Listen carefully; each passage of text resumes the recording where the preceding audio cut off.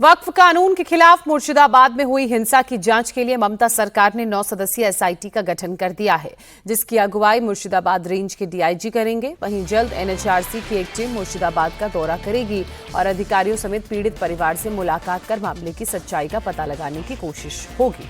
मामले पर ममता सरकार ने बीजेपी पर निशाना साधा और आरोप लगाया कि मुर्शिदाबाद हिंसा में बीजेपी और बीएसएफ की मिलीभगत है, जिसे लेकर बंगाल का सियासी पारा भी हाई है।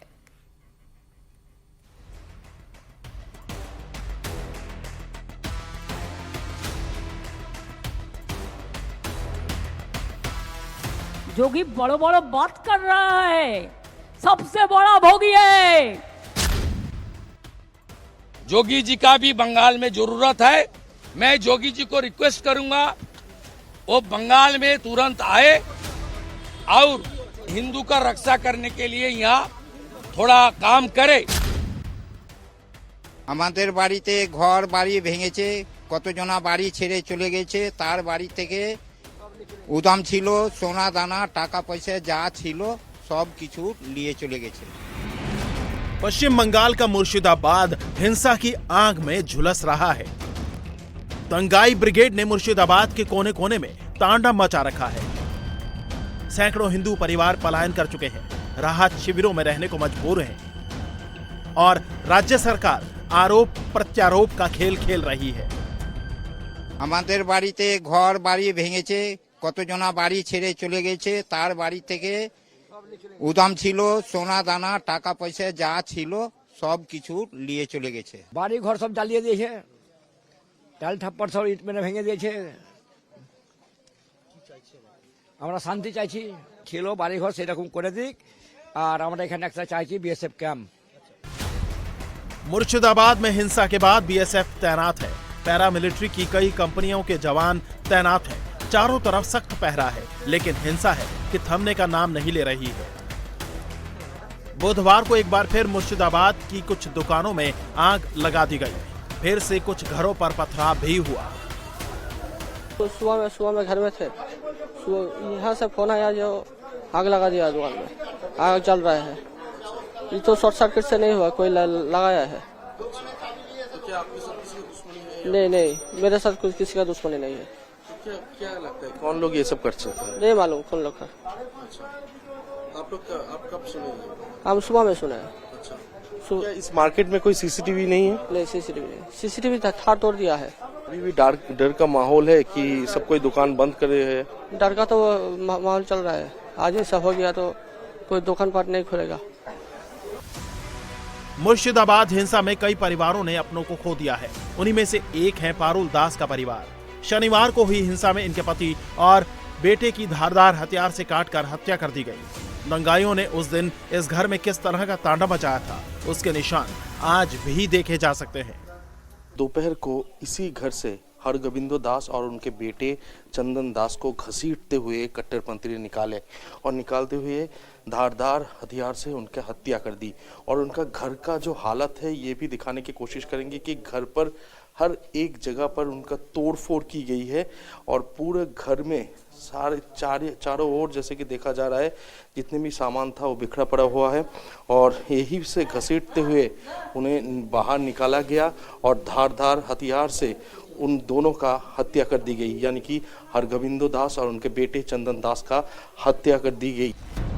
ममता सरकार ने पीड़ित परिवारों को 10 लाख रुपए का मुआवजा देने का ऐलान किया है, लेकिन पीड़ित परिवार ने मुआवजा लेने से इनकार कर दिया है। उनका कहना है कि उन्हें मुआवजा नहीं, उचित कार्रवाई चाहिए, सुरक्षा चाहिए। কথা আমার বার হয় না, আমি মুখে কিচ্ছু বলতে পারি না, আমার কেউ খেয়াল হয় না কিছু কিছু কথা। আচ্ছা, আপনারা কি চাইছেন এখন?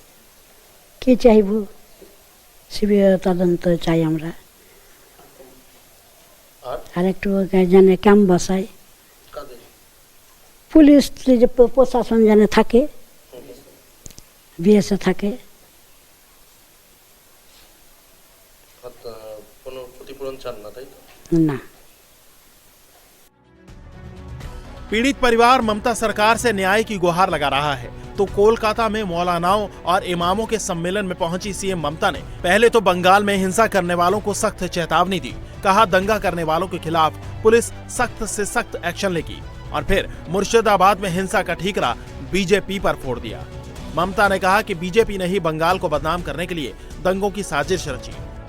इतना ही नहीं, ममता ने मुर्शिदाबाद दंगे में बीजेपी और बीएसएफ की मिलीभगत का भी आरोप लगा दिया।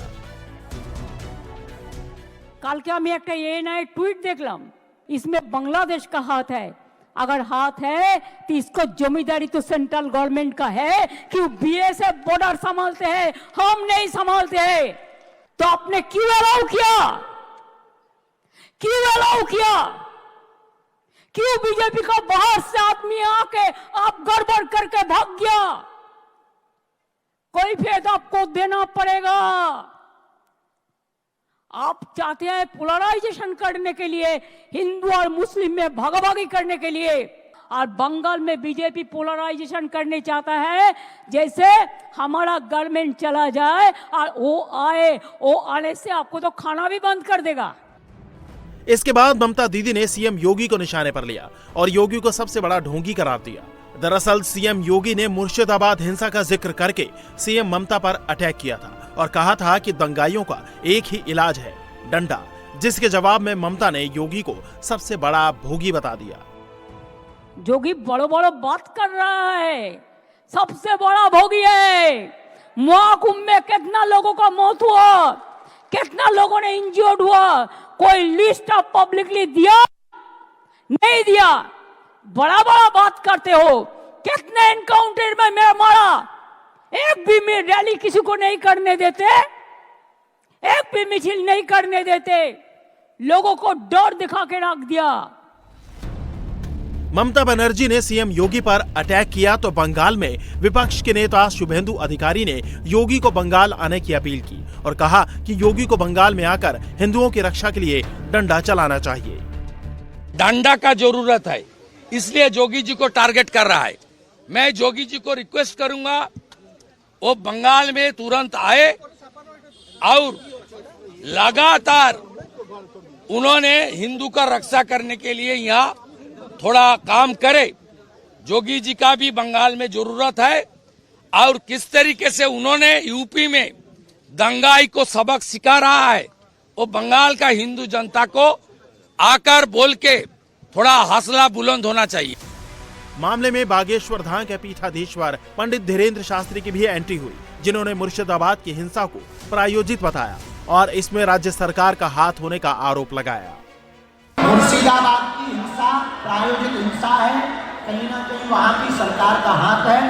एक प्रकार से हिंदुओं के खिलाफ मूव लॉन्चिंग की जा रही है, हिंदुओं को डराने के लिए। अगर हिंदू डर जाएगा तो भारत से भी इसी प्रकार भागना पड़ेगा, इसलिए हम जगह जगह जाकर के हिंदुओं को जगाने का काम करेंगे। मुर्शिदाबाद में हुई हिंसा की जांच के लिए ममता सरकार ने 9 सदस्यीय एसआईटी का गठन किया है, जिसकी अगुवाई मुर्शिदाबाद रेंज के डीआईजी करेंगे। तो दूसरी ओर एनएचआरसी की एक टीम जल्दी ही मुर्शिदाबाद का दौरा करेगी। ये टीम स्थानीय अधिकारियों, पुलिस, पीड़ितों और गवाहों से बात करेगी ताकि सच्चाई का अच्छे से पता लगाया जा सके।